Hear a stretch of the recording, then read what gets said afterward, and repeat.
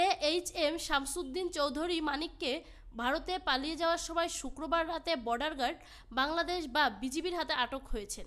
সিলেটের সীমান্ত দিয়ে ভারতে পালিয়ে যাওয়ার সময় আটক হওয়া সুপ্রিম কোর্টের অবসরপ্রাপ্ত বিচারপতি MHM শামসুজ্জামান চৌধুরী মানিকের অন্ডকোষে অস্ত্রোপচার হয়েছে।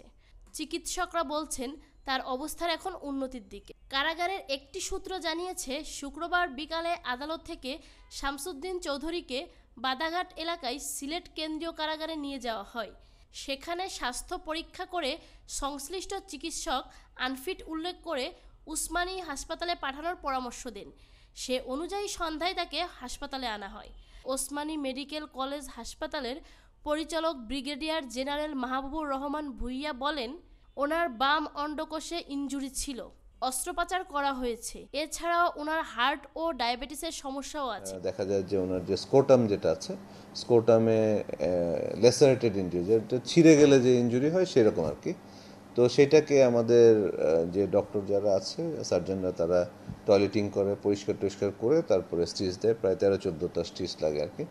ওইটা করে বন্ধ করে আসে এবং আমরা ওনাকে অবজারভেশনের জন্য, পোস্ট অপারেটিভ কেয়ারের জন্য আমরা আইসিইউর একটা কেবিনে রাখি আর কি।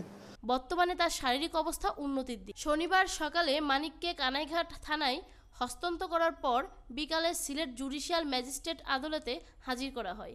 আদালতের সিঁড়িতে ওঠার সময় বিক্ষুব্ধ পুলিশ প্রহারার মধ্যেই 75 বয়সী এই সাবেক বিচারপতির দিকে ডিম ও জুতা নিক্ষেপ করেন এবং তাকে মারধর করেন। পরে আদালত তাকে কারাগারে পাঠান এবং জেল কোড অনুযায়ী তার চিকিৎসার ব্যবস্থা করতে কারা কর্তৃপক্ষকে নির্দেশ দেন।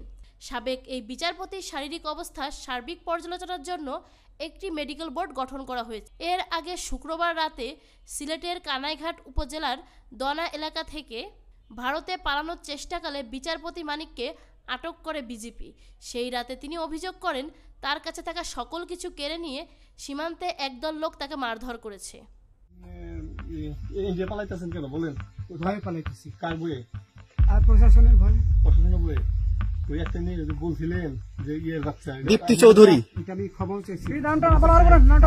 ব্রিটিশ পাসপোর্ট, বাংলা পাসপোর্ট, টাকা আর কটা ই কার্ড, ডেবিট কার্ড আর